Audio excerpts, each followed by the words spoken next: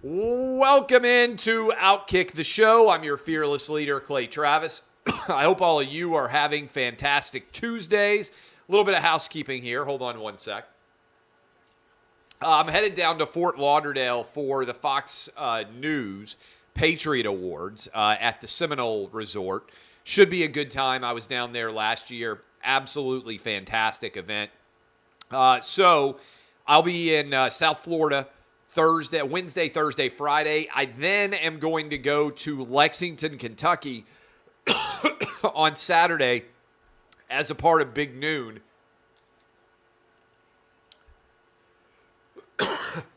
Strong start here. Let me get my cough done away with.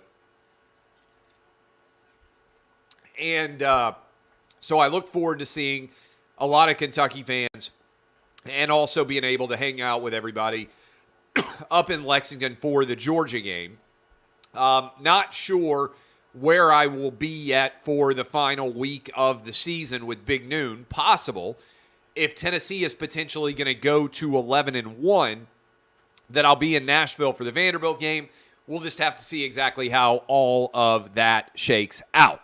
So, a couple of different things right off the top here. College football playoff selection special tonight. I expect for number 1 to be Georgia, number 2 to be Ohio State, number 3 to be Michigan, number 4 to be TCU, and number 5 to be Tennessee. I don't think there is going to be very much drama.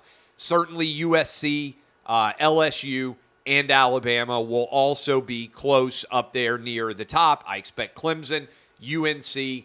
We'll see exactly how the rest of the top 10 breaks out. But I remain very confident that if Tennessee goes 11-1, they are going to be, the Volunteers are, going to be in the college football playoff. But again, not a lot of drama today, although I'm going to be working on my gambling picks. Great weekend gambling. We went 10-3 in college football this past weekend. One of the best weekends of the year we've had so far. Hope to keep that momentum going. But if you look at the rest of the schedule, USC would have to play. They play UCLA this weekend, then Notre Dame, then a Pac-12 title game. TCU plays at Baylor. They're only like a 2-point favorite. Then I believe they play Iowa State, close with the Big 12 championship. I would be stunned if USC and TCU go 6-0 in those games. Again, I think if Tennessee can get to 11-1, they're around a 3-touchdown favorite over South Carolina, will be 24, 25-point favorite or more over Vanderbilt in what will be a default game. I feel like Tennessee has a really good shot of getting to 11-1 and making the college football playoff. How about last night? Washington Commanders are surging. The Eagles got whipped, frankly, last night at home. Now, if you're an Eagle fan, what do you think about last night's performance? And are you a bit apprehensive given what we just saw from the Minnesota Vikings and also given we saw the Dallas Cowboys go down against the Green Bay Packers? I'm curious, in 2 days, my Tennessee Titans go on the road against the Green Bay Packers. We seem to have seen Tom Brady right the ship down in Tampa Bay. I would be very surprised if the Bucs don't win the NFC South at this point in time. Sitting at 5-5, the way that they are playing, they feel like a big favorite, to me anyway, to win that division. Is also the case going to be that Aaron Rodgers starts to get things fixed? Now, the Vikings, barring a total collapse, are going to win the NFC North. So that means the Packers would have to go on the road for the wild card. But remember, the 1 year that Aaron Rodgers actually won the Super Bowl, it came not by relying on games at Lambeau, but coming out of the wild card spot. So I do think that is worth contemplating here. And I talked about this yesterday. The playoff picture in the NFL is actually getting pretty intriguing if you want to break it all down and look at who would be in the playoffs. In fact, I haven't seen very many people talking about this so far, so let me go ahead and do it. Not a surprise. Kansas City Chiefs would be the overall number 1 seed here at the halfway point, effectively, a little bit past the halfway point of the NFL season. Miami Dolphins, kind of a surprise, I think it's got to be, that they're sliding in at the 2 spot and that Tua is a legitimate MVP candidate. Your number 3 team would be the Tennessee Titans. And this, kind of blows your mind. But if the Titans had held on to that lead against Kansas City, Titans would be your number one team right now, and they have no offense at all. So Mike Vrabel deserves a lot of credit for what he has done with the Titans this year. We got the Baltimore Ravens sliding in at the 4 spot, and then your wild card teams would be the New York Jets, the Buffalo Bills, and the New England Patriots. So you would have opening round playoff games in the AFC if the season were ending right now. Miami would play against New England. I think Dolphin fans would probably like that. Titans would play against the Bills. I speak for Titans fans when I say we would not like that. And then Baltimore would host the Jets, and you would have Kansas City getting the bye in the divisional round, okay? What about the NFC? Number 1 overall seed, still the Eagles. Then you've got the Vikings in the 2 spot. Big drop-off. You got 2 8-1 teams. And then you fall to Seattle, who right now is leading in the NFC West. They're the 3. Tampa Bay Buccaneers would be the 4. Then you've got the Giants, the Cowboys, and the San Francisco 49ers. So your playoff picture right now would be the Vikings hosting the 49ers. The Seattle Seahawks would be hosting the Dallas Cowboys. And Tom Brady and Tampa Bay would be hosting the Giants. Doesn't feel like that bad of a setup right now for Tampa Bay. And believe it or not, Green Bay is not that far out of the playoff picture right now. In fact, hard to be very far out of the playoff picture in general right now for all of these teams as you sort of contemplate where we are. I also like to talk about all the time divisional favorites. And as you break down who is likely to be favored in the NFL right now, who are the teams and how much are they favored now to win their divisions? Bills, still a small favorite over the Dolphins, minus 180. And then you have the Ravens, big favorite to win the AFC North. They're all the way out to minus 490.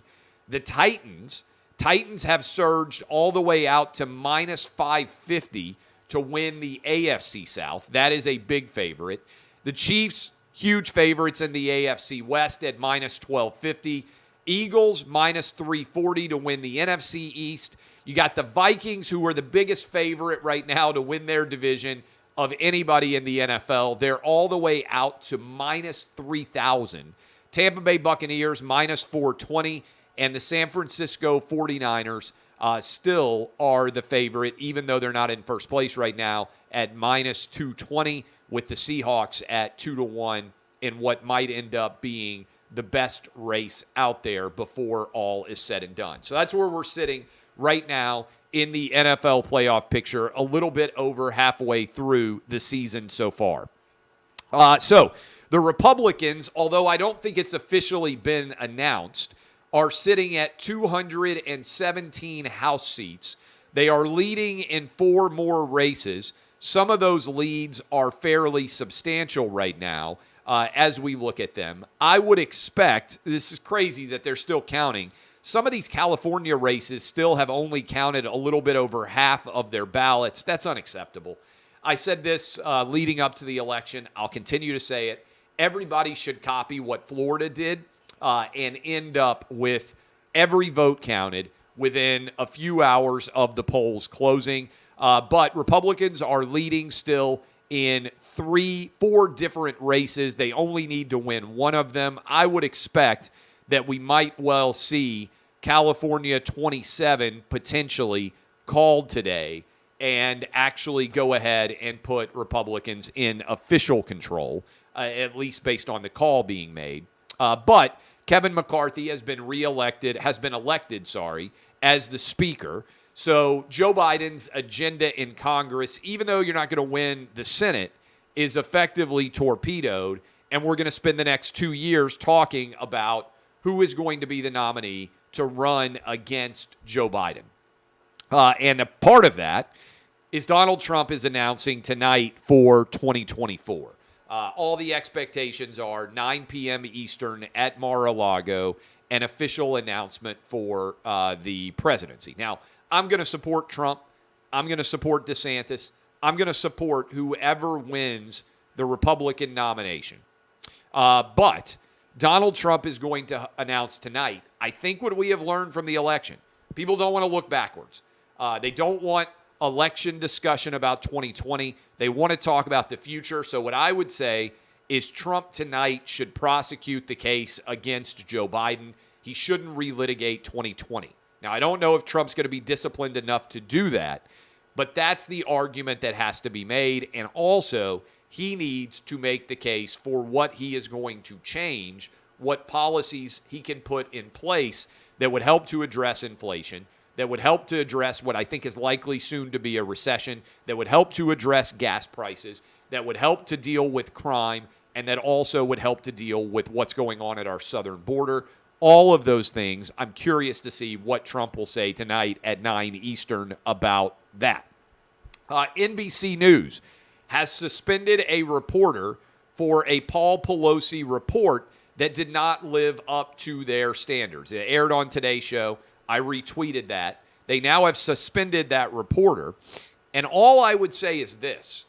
Have they suspended anybody for the Russia collusion lies? Have they suspended anybody for getting everything about Russia and collusion wrong? Because I don't think they have. And my question would be, well, why haven't they managed to do that? They can get around to suspending this guy really quickly over the Paul Pelosi news. But they got a lot wrong for years while covering Trump. In fact, they got everything wrong, and it all worked against him. Why in the world have they acted so quickly on the Paul Pelosi report and still done absolutely nothing about what happened surrounding Russia collusion and more? Finally, Yellowstone has returned. It's the most watched show on television. It is Dallas set on a ranch out in Montana. It's a fun show. They showed 2 episodes. I thought it was pretty good. I would give it a B+. I'm not sure where exactly we are headed now that, spoiler alert, John Dutton is the governor of Montana. But I love watching this show. We're covering it very well at OutKick. I want to thank all of you for the tremendous support that you are giving OutKick.